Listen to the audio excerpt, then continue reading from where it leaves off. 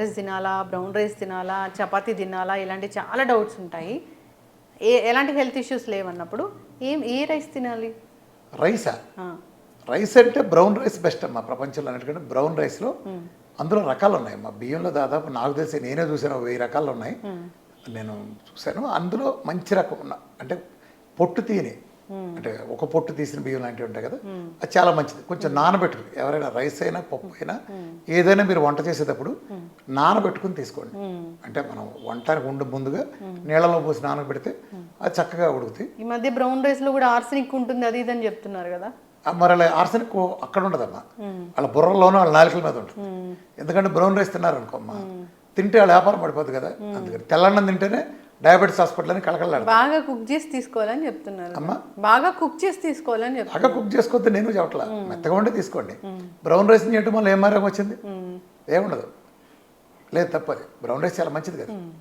మరి ఇన్ని చెప్పిన వాళ్ళు మీరు మందులు వేసుకుంటే కిడ్నీలు పోతాయి చెప్పరా, అది మందులు వేసుకోవద్దని. సైడ్ ఎఫెక్ట్లు నూనె పేరు దాని మీద రాస్తారుగా. ఇప్పుడు చికెన్ మటన్లో ఏది మంచిది? దేనికి అది మంచిది? మటన్ ఒక రకంగా మంచిది. మటన్లో ప్రోటీన్ చాలా రిచ్ సైజెస్లో ఉంటుంది. మటన్ లివర్ ఈ ప్రపంచంలో అద్భుతంగా రక్తం పడే అత్యద్భుతమైన ఆహారం. అంటే కిడ్నీ ప్రాబ్లం లేని వాళ్ళు ఎవరైనా మటన్ లివర్ కనుక తీసుకుంటే అదిరిపోద్ది. అంటే దాంట్లో ఉండే రక్తం ప్రపంచంలో ఉండే అన్నిటి కలిపిన రాదు. మటన్ లివర్ ఎనిమిక్గా ఉన్న వాళ్ళు తీసుకోవచ్చు. మటన్ లివర్, ములగాకు, మెంతికూర, నానబెట్టిన బాదం, నానబెట్టిన వాల్నట్, చేపలు, గుడ్లు. చేపలు అంటే లైవ్ పెంచిన, మనం చెరువులో పెంచిన కాకుండా సముద్రం కానీ న్యాచురల్. అద్భుతం. చెరువులో పెంచిన చేపలు మంచివి కాదు, చెడ్డే కాదు, మంచివి కాదు. ఇప్పుడు డయాబెటీస్ ఉన్న వాళ్ళు నోరు కట్టేసుకోవాలి, అసలు తినకూడదు అని చెప్తారు కదా సార్. నా డేట్లో చికెన్ల మటలు తినచ్చుగా, సమస్త నాన్ వెజ్లు తినచ్చు, చక్కగా తినచ్చు, సూపులు తాగచ్చు, కోడిగుడ్లు ఎన్ని కావాలంటే తినచ్చు. బ్రేక్ఫాస్ట్ తినొచ్చా, లంచ్ తినొచ్చా, డిన్నర్ తినొచ్చా? అవాయిడ్ చేయాల్సింది ఏంటి? ఇవన్నీ అవాయిడ్ చేయాలి.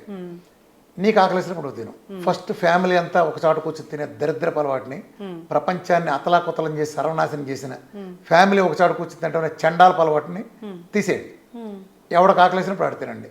నువ్వు ఒక ఉమెన్, వర్కింగ్ ఉమెన్, లేదా ఒక హౌస్ వైఫ్ ఉంటుంది, మీ ఆయన ఒక వర్కింగ్ బిజినెస్ కావచ్చు, లేదా సమ్ జాబ్ కావచ్చు, మీ పిల్ల ఒకళ్ళు కావచ్చు, పిల్లడు ఒక పని చేస్తూ ఉండొచ్చు, వాళ్ళు స్కూల్కి వెళ్ళచ్చు, ఒకళ్ళు జాబ్కి వెళ్ళచ్చు.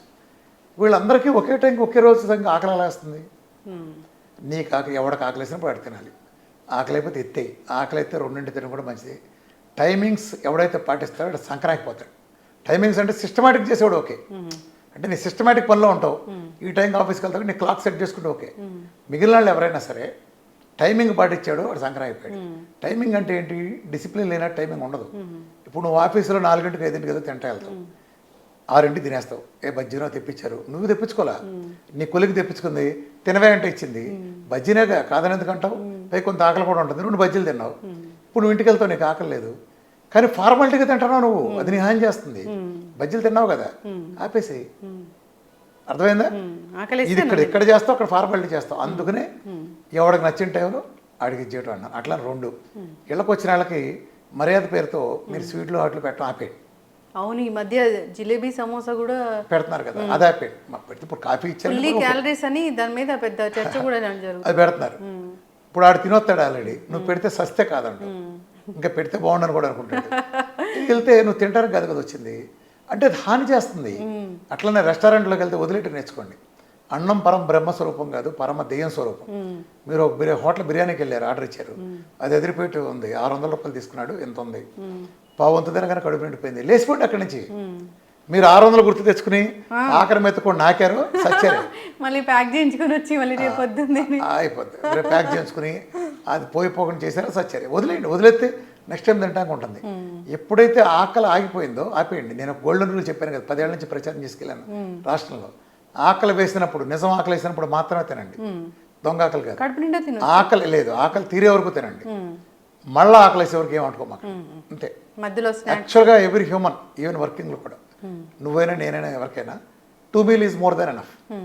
పొద్దున పూట తినేది వీలైనంత లేట్గా తినండి, రాత్రిపూట తినేది వీలైనంత ఎర్లీగా తినండి. ఇదేదో పొద్దున పూట తినేది వీలైనంత లేట్ కంటే బ్రేక్ఫాస్ట్ స్కిప్ చేయమంటున్నారా? నేను అసలు బ్రేక్ఫాస్ట్ అని పేరు పెట్టమాకంట. బ్రేక్ఫాస్ట్ అంటే ఏంటి? To breaking the fast. అది నువ్వు మధ్యాహ్నం 3 చేస్తే అదే బ్రేక్ఫాస్ట్. కానీ అంత నైట్ అంతా ఏం తినకుండా ఉండి మళ్ళీ లేట్గా తింటే ఎస్డిటీలు అలాంటివి వస్తాయి కదా. ఎసిడిటీలు వచ్చేది ఈ తినేవాళ్ళకి, తిన్నదరక్క ఉన్న తరగచ్చలేక. బాడీలో ఆర్గాన్స్ ఎప్పుడైతే రెస్ట్ తీసుకుంటాయో ఒకటే కాదు కదా, నువ్వు రాత్రిపూట నిద్రపోతున్నావు, పోతా పోతే ఇంత మేత మెక్కి పడుకున్నావు, శుభ్రంగా బిర్యానీ రాత్రి 2-12 బిర్యానీ తిని శుభ్రంగా తినొచ్చి పడుకున్నావు. అది నువ్వు అయిపోయింది ప్రాసెస్ లోపల బిగిను ప్యాంక్రాస్లు, కిడ్నీలు, లివర్లు నా సావరంగా కుమ్మి 5-6 గంటలు కష్టపడతాయి. అందుకే రాత్రిపూట లేటుగా తిని పడుకున్నాడికి ఏం జరుగుతుంది తెలుసా, పొద్దున్నే లేవగానే వాడికి బద్ధకంగా ఉంటుంది, ఇంకా మంచం మీద వాలిపోవాలని, ఇవాళ ఆఫీస్కి వెళ్ళాలా, ఒక పావుగంట పుడుకుని వెళ్దామని, రోజంతా ఆఫీస్లో కూడా డల్గా ఉంటాడు. ఎందుకని? ఆడు అర్ధరాత్రి తిన్నాడు. వాడు కొన్ని ఆర్గాన్స్ మాత్రమే 4 గంటలు రెస్ట్ తీసుకున్నాయి, కొన్ని ఆర్గాన్స్ 8 గంటలు తీసుకున్నాయి, కొన్ని ఆర్గాన్స్ 4 గంటలకే టైం దొరికింది. సో అదే నువ్వు ఎర్లీగా తినున్నావు, అరిగిన తర్వాత 3-4 గంటలు పడుకున్నావు అనుకో, మిగిలిన అన్ని ఆర్గాన్లు 8 గంటలు రెస్ట్ తీసుకున్నావు, 7 గంటలు సంథింగ్ వాట్ ఎవర్.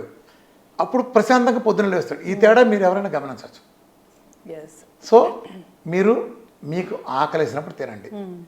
అమ్మ, బాబు, కొడుకు, పెళ్ళం, కొత్తగా పైన పెళ్ళం ఏం లేదు, ఎవడికి నచ్చింది తినండి, ఎవడికి నచ్చింది వాడు మితంగా తీసుకోండి, అంతే. ఇప్పుడు ఇమ్యూనిటీ లేదు, మాకు అనారోగ్య సమస్యలు వస్తున్నాయి ప్రతి సీజన్ మారినప్పుడు అంటున్నారు.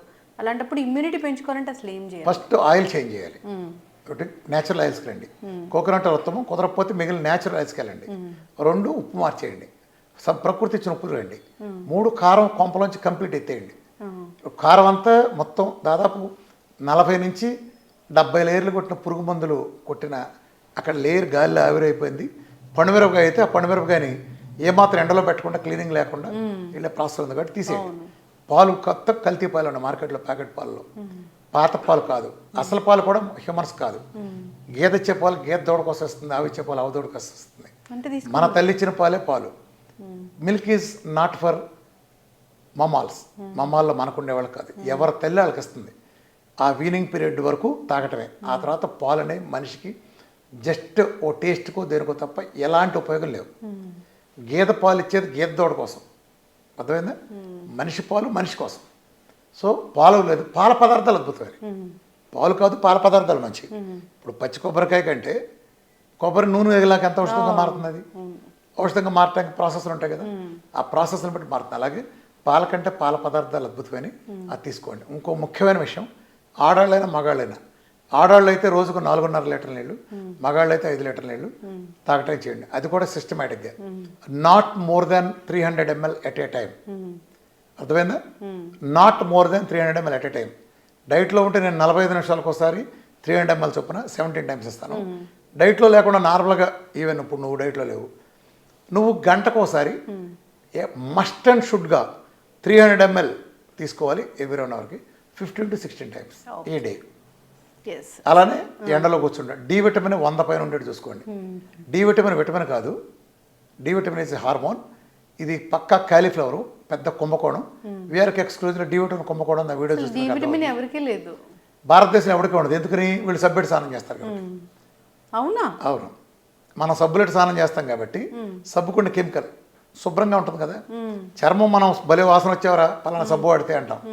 ఆ వాసన, ఆ కెమికల్, సబ్బుకుండే కెమికల్ వాసన అది చర్మం మీద ఉంటుంది. నిజానికి చర్మం శుభ్రం కాదు. ఈ లేయర్ అడ్డం పట్టడం వలన మన శరీరం ప్రోబయోటిక్స్ అనే ప్రతి చోట ఉంటాయి. ఆ ప్రోబయోటిక్స్ ఉండబట్టి మన సూర్యుడు ఇచ్చే టైప్ బి యూరేస్ని తీసుకున్నాయంటే చర్మం పొట్టలోని స్టమకే కాదు, శరీరంలో ప్రతి చోట ఉంటాయి. చర్మకు ఉండే ప్రోబయోటిక్స్ సవ్యంగా పనిచేయట్లే. సెబాషియస్ గ్లాండ్స్ కూడా దెబ్బతింటి వీటి వలన. అందుకని చర్మం కాంతి విహానం అవుతుంది. సీబం కెమికల్ చర్మం కింద ఉండే సెబాషియస్ గ్లాండ్స్ ఇచ్చి ఎప్పుడైతే లేదో, ఏనాటి కారణం ఏంటంటే ఇవాళ వచ్చే కెమికల్ సోపులు, ఈ చీప్ కెమికల్ సోపులు వాడటం వలన శరీరం మొత్తం పైన లేయర్ లాగుండి డి విటమిన్ అల్ట్రా బి యూరేస్ని తీసుకోవట్లేదు. ఇప్పటికే బెంగళూరు, హైదరాబాద్, ఢిల్లీ లాంటి ఏరియాల్లో ఈ పైన పట్టిన పొల్యూషన్ కారణంగా టైప్ బి యూరేస్ కింద దాకా దిగట్లా. ఎండ వస్తుంది కానీ టైప్ బి యూరేస్ రావట్లా. అందుకే వీళ్ళు ఎవరికి డి విటమిన్ రాదు. అయితే ఈ ప్రపంచంలో డి విటమిన్ని ఆయిల్ ఫార్మాట్లో ఉండే విధంగా ఇచ్చేది నేను ఇస్తాను. అందుకే మన డైట్లో నువ్వు చూస్తే, ఇప్పుడు నేను ఒక రోజు నాకు 100 మంది నేను ఇస్తే 90% మందికి 100 దాటుతుంది 1 మంత్లోనే. ఎక్కువ మంది 10% వాళ్ళకి ఏదైనా ఇంటర్నల్ ప్రాబ్లం. ఎందుకు 100 ఏంటి? అసలు డి విటమిన్కి టాక్సిటీ ఏంటి? పచ్చి మోసం, అబద్ధం. డి విటమిన్ టాక్సిసిటీ అని ఎవడన్నా మాట్లాడంటే వాడు పెద్ద మోసగాడు. ప్రపంచ చరిత్రలో ఇంతవరకు డి విటమిన్ టాక్సిసిటీ అనేది లేదు. ఒక్క కేసు కూడా నమోదు కాల. వీళ్ళకి వేరే రోగం ఉంటే దాన్ని డి విటమిన్ ఎక్కువ అంటగడుతున్నారు. ఈ ప్రపంచంలో ఆ మధ్య ఎరిక్ బర్గ్ ఒక వీడియో రిలీజ్ చేశాడు. ఈ వీడియో దయచేసి వెంటనే చూడండి, లేకపోతే డిలీట్ అయిపోతుంది హెడ్డింగ్. ఎరిక్ బర్గ్ లాంటి వరల్డ్ టాపర్లో యూట్యూబర్ ప్లస్ హెల్త్ గురువులో అలాంటి హెడ్డింగ్ పెట్టాడంటే ఏం దాని లోపల చూస్తే కొన్ని వేల మందికి డి విటమిన్ రోజుకు 2 లక్షల ఇంటర్నేషనల్ యూనిట్స్ ఇచ్చారు. అసలు వీళ్ళు నాకు అర్థం కాదమ్మా, సైన్స్కి వీళ్ళు చెప్పేదానికి ఎలాంటి సంబంధం ఉండదు. కాల్షియంని డి విటమిన్ అబ్జర్వ్ చేసుకుంటుంది అలాంగ్ విత్ K2 కలిపితే. డి విటమిన్ ఎక్కువ ఉంటే కాల్షియం అబ్జర్వ్ చేసుకుంటుంది. వీళ్ళు హైపర్ కాల్షియం వచ్చేస్తుంది అంటారు. అసలు ఇది గేదెల మలేచోడు కూడా మాట్లాడటానికి జడుస్తాడు. కాకపోతే ఏంటంటే క్వశ్చన్లు ఎవడో ఎదురు అడగడు కాబట్టి, ఇప్పుడు నీకు నీ చదవడం రాదనుకో, నేను ఏం రాసినా చెల్లిపోద్ది. నీ చదవడం రాదుగా, అట్లా అడిగేవాళ్ళు లేనప్పుడు ఏది చెప్తే చాలా మనం చెప్తుంది తప్పితే డి విటమిన్ కాల్షియం అబ్జర్వ్ చేస్తుంది కదా, బోన్స్కి టీత్కి ఇస్తుంది కదా. డి విటమిన్ K2 లేని కలిస్తే కాల్షియం పెరుగుతుంది అంటారేంటి? నేను 100 చూపిస్తా, 2లో 3లో ఉన్నాయి, నీకు 1000 ఇస్తా. 1000 నీకు ఇవ్వలేకపోతే ఆ రోజు ఆడికి 2 కోట్లు ఇచ్చి నేను డైట్ చేయడం మానేసి వెళ్ళిపోతా. డి విటమిన్ 8, 9 ఉంటే నేను ఇస్తాను సప్లిమెంటేషను. తర్వాత 120, 150 ప్లస్కి వెళ్తుంది. వాడి కాల్షియం చూడండి 7.8 ఉంటుంది. నువ్వు చెప్పిన ప్రకారం కాల్షియం పెరగాలిగా, పెరగట్లేదు. హైపర్ కాల్షియం ప్రపంచ చరిత్ర లేదు.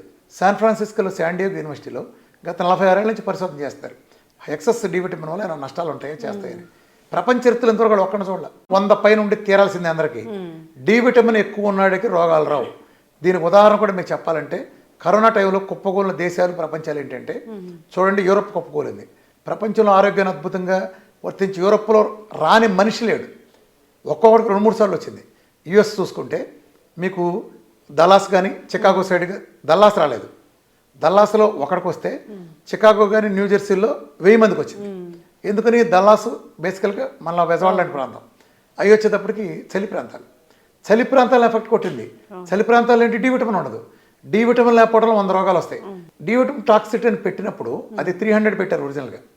300 అంటే జనం ఇబ్బంది పడతారేమోనని, నిజానికి దాని విటమిన్ అనకూడదు, 100 అన్నారు. ఇది కూడా పక్కనట్టు. అసలు ఇది చూసింది ఎవడి మీద? తెల్లోడి మీద.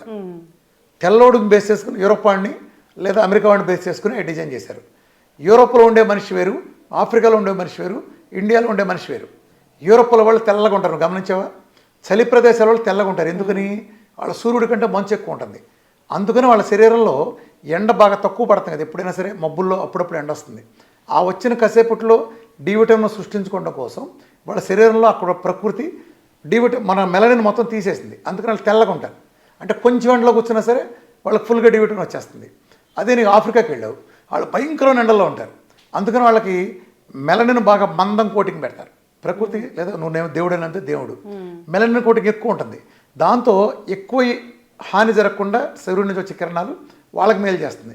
మనం 12 గంటల పగల 12 గంటల రాత్రి ఈ ప్లస్లో ఉండే ఇండియన్స్ లాంటి వెళ్ళడం మరి మనకు చూడు ఓ రకం ఉంటుంది. ఇప్పుడు తెల్లవాడు గుర్తించేది నల్లవాడికి డి విటమిన్ ఎలా వర్తిస్తుంది? వాడు 5 నిమిషాలు ఎండలో కూర్చుంటే డి విటమిన్ వస్తుంది. ఈ నల్లవాడు 10 గంటలకు కూర్చుని, ఉదాహరణ చెబుతాను, ఇది ఎగ్జాక్ట్ అని కాదు, మనం 2 గంటలకు కూర్చుంటే వస్తుంది. ఈ ముగ్గురికి నువ్వు డి విటమిన్ టాక్స్ ఒకటేట పడతారా? గాడిదా ఎవడి చేలో పూరాడతావరా? అసలు బిఎంఆర్లు ప్రతిదీ మోసమే. డి విటమిన్ ఎలా డిసైడ్ చేస్తావు నువ్వు? తెల్లవాడు గుర్తించేది నల్లవాడు గుర్తిస్తుందా? ఇలా how you call toxicity. Diabetes కూడా అంతే. నైజీరియాలో ఉండేవాళ్ళు ఉంటారు బోల్డ్ మందికి, అక్కడ ఆఫ్రికన్ కంట్రీ, అక్కడ షుగర్ చాలా చిన్న వయసులో వస్తుంది. కానీ వాళ్ళు 90-94 ఏళ్ళు బతుకుతారు చాలామంది. మరి షుగర్ వస్తే తొందరగా 15 ఏళ్ళు ముందే చనిపోవాలని రూలు. మరి అంత ఎందుకు ఉంటున్నారు? చాలా చిన్న వయసులో హెచ్బిఎన్స్లు 9, 8 ఉండే ప్లేస్లో ఎందుకు ఉంటున్నారంటే వాళ్ళ జనరు వేరు. ఒక ఆఫ్రికన్ వేరు, ఒక అమెరికన్ వేరు, ఒక పొట్టిగా ఉండే చైనా వాడు, 7 అడుగులు ఉండే మన తలకాయట్టబడి చూసే ఆఫ్రికా వాడు, మనకు ఇట్టా చూసే చైనా వాడు, వీళ్ళిద్దరు ఒకటి ఎట్లా అవుతారు? ఎవరికా డిసైడ్ చేయాలి కదా. ఈ ప్రపంచం మొత్తం ఒకటే వాళ్ళు. ఇప్పుడు నీకు నాకు ఒకటే బలం ఉంటుందా? మనందరం ఒకటే వేసున్నాం, నువ్వు నేను ఒకటే బలం ఉంటుందా? నీతో పాటు అందరికి ఒకటే ఉంటుందా? ఎలా ఉంటుంది? అలా ఉండదు కదా. ఆడ వేరు, మగ వేరు. ఒక రేసులో ఉండేవాళ్ళు ఎవరి రేసుని బట్టి వాళ్ళకి ఆ బలం అయితే డిసైడ్ అవుతాయి కదా. నువ్వు అందరికి ఒక రూల్ అట్టేస్తావు. అర్థమైందా? ఈ కాకమ్మ కబుర్లో కలిబోలు కబురు మన ప్రపంచానికి ఎలాంటి ఉపయోగం లేదు. ఎందుకు ఉపయోగం లేదు? ఈ కాకమ్మ కబుర్లు చెప్పేవాళ్ళు ఎవరు? ఒక డయాబెటీస్ తగ్గించలే, ఒక్కడ బీపీ పోగొట్ల, ఒక్కడ థైరాయిడ్ పోగొట్ల, ఒక్కడ సురేష్ కదా సార్. నా దగ్గర 1 మంత్ 1000 మందిని పంపించండి, సవాల్ చేస్తున్నా. 1 మంత్లోపు మొత్తం ఒకళ్ళిద్దరు ఏదైనా క్రానిక్ కేసు ఉన్న వాళ్ళు తప్ప 1000 మందిలో ఒక్క సింగిల్ డిజిట్ ఉండేవాళ్ళు తప్ప వాళ్ళకి 2 నెలల పోద్దులే. 100కి 1000% తగ్గి తీరాల్సిందే ఆఫ్టర్ ఆల్ బీపీ. 28 రోజులు 29 రోజులు వేసుకోమంటే ట్యాబ్లెట్ అంతే. నేను వెంటనే తీయను, దానికి కొన్ని కాంప్లికేషన్స్ ఉంటాయి వెంటనే తీయటానికి. షుగర్ అంటే ఎత్తి పెంటకప్పుడు వారేమంటాం కదా, ఎవరికైనా ఉండడానికి వీలేదు అంతే. అన్లెస్ క్రానిక్ డిసీజెస్ ఉండేవాళ్ళు లేదా ఇంట్లో తీవ్రమని లేదా ఘర్షణ వాతావరణం లేదా స్ట్రెస్ ఉండేవాళ్ళు తప్ప నార్మల్గా బీపీ వాడు నువ్వు 20 ఏళ్ళ నుంచి బీపీ ఇవాళ నీతో మాట్లాడే ముందు నేను ఒక 18 మందిని చూశాను. 18 మందిలో 9 మంది తీసేసా. ఆ బీపీలు షుగర్ ఉన్న వాళ్ళు ఉన్నారు, 9 మందికి వెళ్ళిపోయిన బీపీలు. నువ్వు కింద ఉన్న ఇంటర్వ్యూ తీసుకోవాలి. 15-20 ఏళ్ళ నుంచి వాడుతున్నారు, 5 ఏళ్ళ నుంచి 6 ఏళ్ళ నుంచి ఉండదంతే. 112 ఆల్రెడీ ఒక ఆయన 4 నెలల నుంచి లేదు, 112 120 ఇంతే. మరి ఇన్నేళ్ళు వాడింది ఏమైంది? హై డోస్లో ఆయన 40 పొద్దున 40 సాయంత్రం వాడేవాడు. చిన్న సొల్యూషన్స్ ఇవన్నీ. తొక్కలో థైరాయిడ్ నెలలో పోద్ది, ఎవరికైనా తొక్కలో థైరాయిడ్ నెలలో పోద్ది. జీవితాంతం ఎందుకు మాడి జీవితాలు ఎందుకు నాశనం చేసుకుంటున్నారు? డైట్ ట్రై చేయండి, నెలలో పోద్ది. If it is normal thyroid. Hashimoto అయితే ఇంకో 3 నెలలు పోద్ది అంతే. ఆహారం ఔషధము. మీరు డైట్ గురు ఎన్నో ఏళ్ళ నుంచి ఉన్నారు, ఎంతో మందికి డైట్ ఇస్తూ ఉన్నారు, జీవనశైలిలో మార్పులు చెప్తూ ఉన్నారు, ఎన్నో అనారోగ్య సమస్యలను తగ్గిస్తూ ఉన్నారు. మీ డైట్కి చాలామంది ఫ్యాన్స్ ఉన్నారు. సో మరిన్ని విషయాలు మనం తర్వాత డిస్కస్ చేద్దాము. ఈ సిరీస్ అనేది కంటిన్యూ చేద్దాము. బీఆర్కే సార్ చాలా మంచి ఇంటర్వ్యూ ఇచ్చారు, నాకు అందరూ ఫాలో అవ్వాలని కోరుకున్నాం. చాలా చక్కటి ఇన్ఫర్మేషన్ అండి, ధన్యవాదాలు. Sir, one life lesson what medicine has taught you. Whatever you can do without expecting. But I really believe మన పాజిటివ్ యాటిట్యూడ్ ఉంటేనే మనం ఏదైనా సాధించగలం. గట్ ని మనం కరెక్ట్ గా డీల్ చేసినట్లయితే అది మనకి పాజిటివ్ హార్మోన్స్ ని రిలీజ్ చేస్తుంది. షుగర్ వచ్చిన వాళ్ళ పరిస్థితి ఏంటి? పొట్ట దగ్గర పెరిగితే దాన్ని ఆండ్రాయిడ్ అంటారు, ఆండ్రాయిడ్ ఫోన్ కాదు. అసలు థాట్స్ ఎందుకు వస్తాయి? బ్రెయిన్ డెడ్ అంటే దానికి ప్రపంచం అంతా కూడా కొన్ని నిర్దిష్టమైనటువంటి లక్షణాలు ఉన్నాయి. మానసికంగా ధైర్యంగా ఉంటే క్యాన్సర్ జయించవచ్చు. You are a doctor for a cause sir, అంతే. వాళ్ళకి వచ్చిన ఆదాయం కాకుండా ఫ్రీ సర్వీస్ ఎంతమందికో చేస్తుంది.